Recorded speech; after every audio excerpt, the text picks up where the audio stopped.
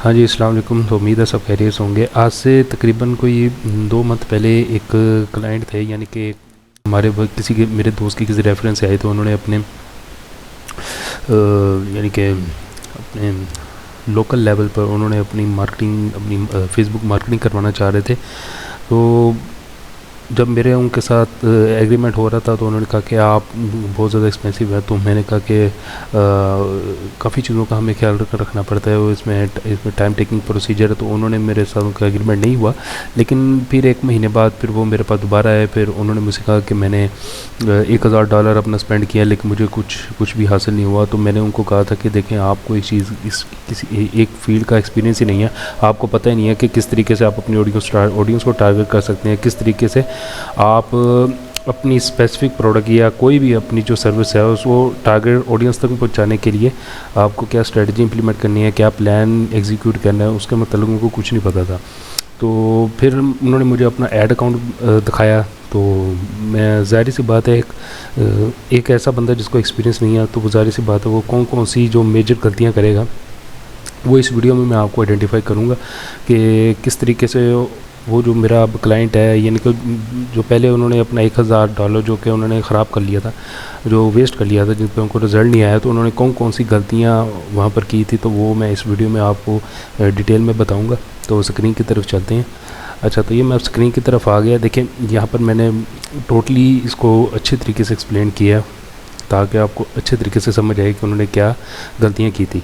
अच्छा, तो यहाँ पर जो मेरे जो क्लाइंट है, उन्होंने $1000 जो कि स्पेंड किया है मेटा एड्स पे, तो उनको कोई रिज़ल्ट नहीं आया। तो इसका क्या मतलब है? इसका मतलब ये है कि उन्होंने कहाँ कहाँ पर गलतियाँ की हैं, वो मैं आपको अच्छे तरीके से एक्सप्लेन करूँगा, ताकि आप भी वो गलतियाँ ना करें। तो यहाँ पर ये देखें, मैं mostly people waste money on the Facebook ads because they don't understand the basics. को बेसिक का पता ही नहीं है, ठीक है। जब बेसिक का ही नहीं पता होगा, तो ज़ाहिर सी बात है आपने अंधाधुंध आपने यानी कि यूट्यूब से देखकर आपने बाकायदा अपनी कंपेरिजन कर देनी है, पर उसके जो रिज़ल्ट आते हैं वो आपके सामने ही है।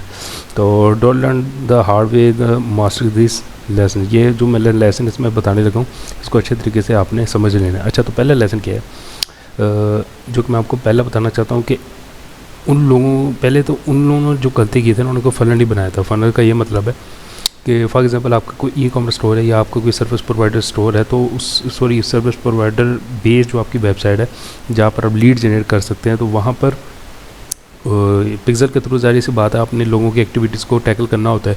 तो जब भी आप अपने पिक्सल को अपनी वेबसाइट के साथ लिंक करते हो, तो ज़ाहिर सी बात है जितने भी ऑडियंस है वो आपकी वेबसाइट पर आती है, और उनको पता लगता है कि उन्होंने क्या एक्टिविटी परफॉर्म की है। और उसमें एक्टिविटी क्या होती है, लैंडिंग पेज भी यूज़ होता है, इनिशियली चेकआउट होता है, ऐड टू कार्ट होता है, और फिर परचेज़ होती है। ज़ाहिर सी बात है ये ऑडियंस, ज़ाहिर सी बात है सारी तो परचेज़ की तरफ नहीं ना जाती।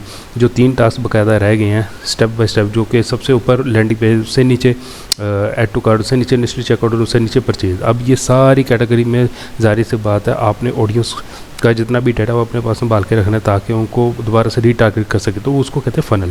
तो फ़नल जब आप बनाएंगे, तब आप उसका फ़ायदा कोई नहीं है, आपका पैसा लगता ही रहेगा। और जब आपको कोई लीड या आपको सेल नहीं आती, तो फिर मेटा एड्स बहुत ज़्यादा इनका CPM बहुत हाई चला जाता है, ठीक है, और जिसकी वजह से आपकी स्पेंडिंग होती रहती है, लेकिन आपको कोई खासा रिजल्ट देखने को नहीं मिलते।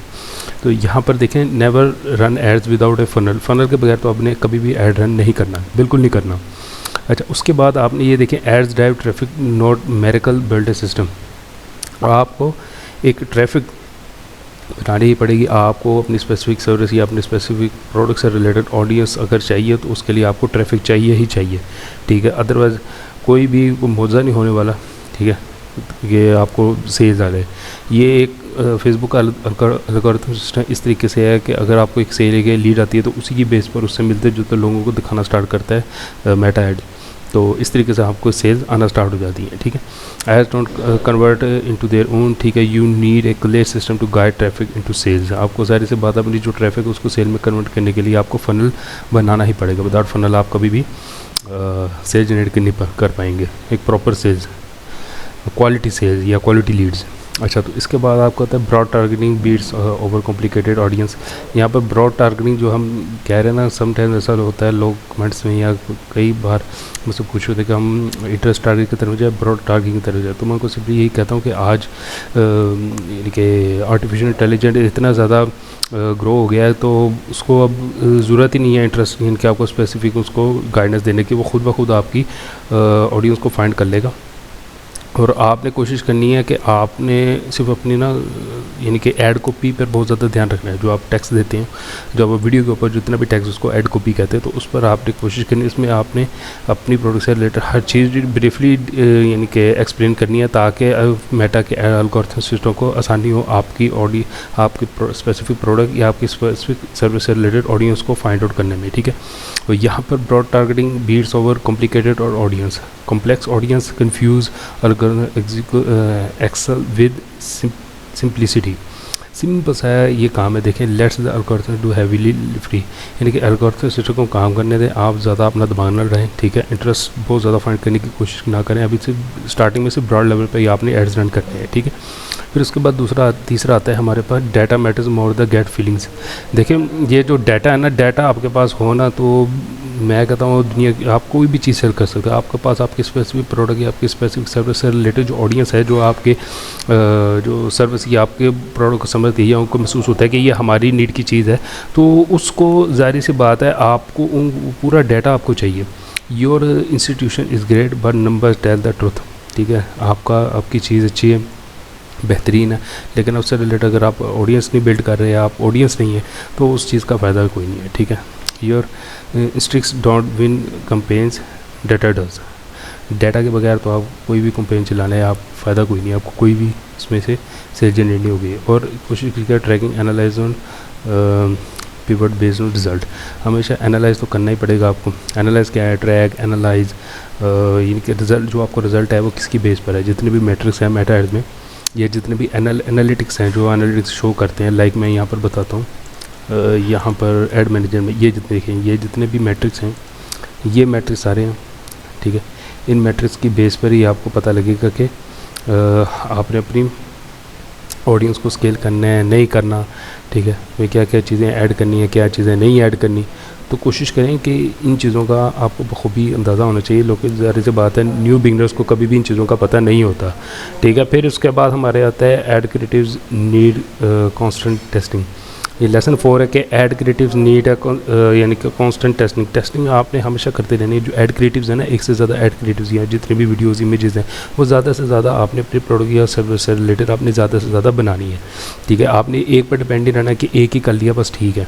एक से ज़्यादा आपको बाकायदा ऐड क्रिएटिव्स बनानी पड़ेगी और लगातार टेस्टिंग करनी पड़ेगी, क्योंकि ज़ाहिर सी बात है एक ही ऐड क्रिएटिव ऑडियंस को पसंद नहीं आएगा। और इसमें बहुत ज़्यादा आपकी टेस्टिंग में बहुत ज़्यादा मैटर करती है, क्योंकि इसमें ए बी टेस्टिंग भी आ रहा है। ए बी टेस्टिंग में ये होता है कि आपने यानी कि 2 ऐड सेट बनाई है, ए बी, या आपने जो अपनी स्ट्रेटजी इंप्लीमेंट करना है, चाहे ए बी हो, सी बी हो, इन दोनों में आप ए बी टेस्टिंग कर सकते हैं। ए बी टेस्टिंग का ये मतलब होता है कि आपने कोई भी कंपेरिजन करनी है, तो उसमें आपने कुछ हेडिंग चेंज कर दी, कुछ ऐड कॉपी चेंज कर दी, कुछ ऐड क्रिएटिव चेंज कर दी। स्पेसिफिक एक ही चीज़ चेंज करके आपने देखना होता है कि आपकी ऑडियंस किससे ज़्यादा रिलेट कर रही है, किससे ज़्यादा इंगेज हो रही है किस कंपेन के साथ। ठीक है, तो यहाँ पर ये देखें, यहाँ पर क्या, what work yesterday might flop tomorrow.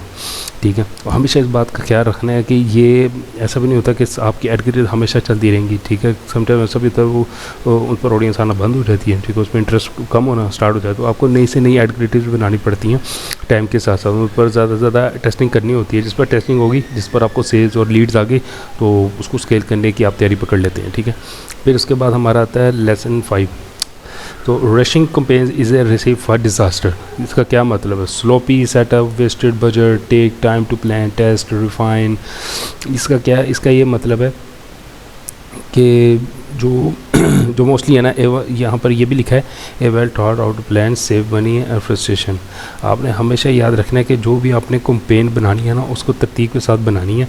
आपने जाते ही ना यानी कि ऐसा करना है कि जी बस हमने कैंपेन लगा दी है, ठीक है। उसमें ना ऐड क्रिएटिव्स का पता है, ना ऐड कॉपी का पता है, ना उसमें हमें पता है कि हमारी स्पेसिफिक ऑडियंस कौन सी है। अगर हमने थोड़ी सी ऑडियंस को नैरो करना भी है रीजन वाइज या कंट्री वाइज, ठीक है, तो उसमें अगर हमने स्पेसिफिक ऑडियंस को भी टारगेट करना है, अगर ऑडियंस हमारी वुमेन से रिलेटेड है, वुमेन कैटेगरी की है, तो हमने ये नहीं करना कि सबको ही हमने दिखाना स्टार्ट कर देना, ठीक है। इन चीज़ों का भी बहुत ज़्यादा ख्याल रखना है। इससे फिर ऐसे ही होता है कि जब आप कोई प्रॉपर प्लान के साथ अपनी कैंपेन रेडी नहीं करते तो इस तरीके से आपका पैसा भी वेस्ट होता है। इसके बाद हमारा छठा retargeting is the best friend.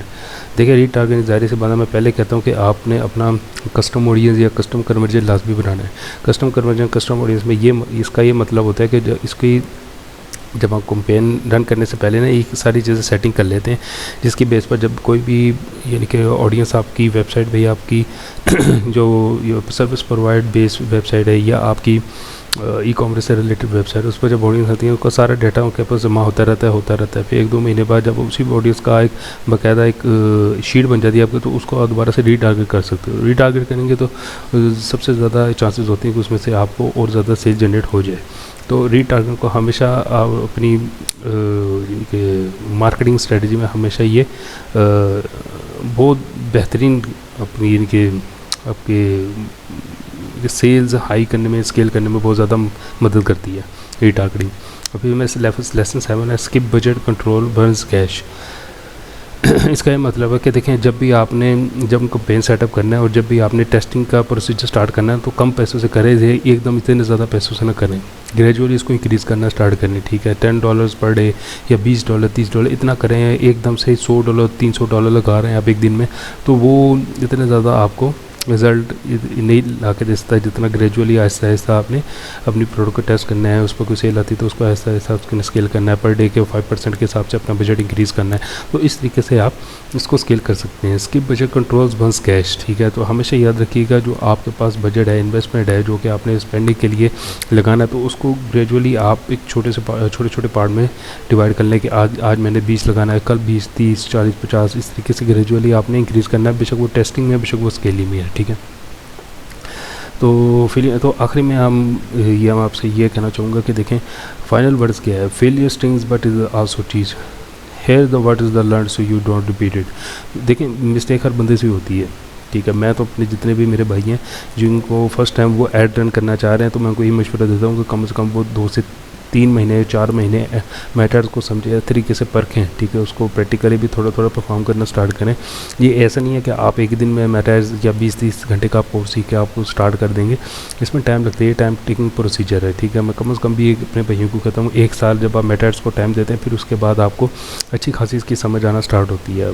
अगर आप फिर वही करेंगे कि आप अभी से ऐड लगाना स्टार्ट कर देंगे, ठीक है, तो फिर आपका पैसा वेस्ट होगा। आपको स्ट्रेटेजी बनानी नहीं आएगी, आपको मैट्रिक्स को देखना नहीं आएगा कि मैं कौन से मैट्रिक्स को देखूं, किन को मैट्रिक्स को देखा, मैं इसके अपना अगला स्ट्रेटेजी बिल्ड करूं, अपना कौन सा प्लान आगे मैं बनाऊं, ठीक है।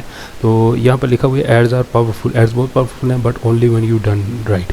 अगर उसको सही तरीके से आप इनको एड्स को परफॉर्म करने की कोशिश करेंगे और सही तरीके से इनकी स्ट्रेटजी इंप्लीमेंट करने की कोशिश करेंगे कैंपेन में, तो डेफिनेटली आपको इससे बहुत अच्छा एक पॉजिटिव रिस्पॉन्स आएगा यहाँ से डेफिनेटली। अवॉइड जिसमें कुछ ये जो जितनी भी वो मिस्टेक्स हैं मैंने आपको बताई, इनको अवॉइड करें। यू सेव बहुत मनी एंड स्ट्रेस, आप अपना स्ट्रेस फ्री भी हों, ठीक है, और अपना पैसा भी बचाएं, बेहतर यही है। तो अगर आपको इससे रिलेटेड कोई भी क्वेश्चन हो या किसी चीज़ की आपको समझ ना आई हो तो बाकायदा वो आप मुझसे पूछ सकते हैं। बाकायदा मैं ये जो फाइल है, वर्ड फाइल है, इसको मैं PDF में कन्वर्ट करके आप नीचे अटैच भी कर दूंगा, आप इसको डाउनलोड भी कर सकते हैं, इसको पढ़ भी सकते हैं। इसके अलावा अगर आपको कोई क्वेश्चन हो तो आप लाजमी मुझसे पूछिएगा। अगर आपको मेरी वीडियो पसंद है तो इसको लाइक सब्सक्राइब और शेयर करना मत भूलिएगा और बेल आइकन का प्लस भी प्रेस कर दीजिएगा ताकि आने वाली न्यू वीडियो की बर वक्त इन्फॉर्मेशन आपको पहुँचती रहे। तो सी यू सून, अल्लाह हाफ़िज़।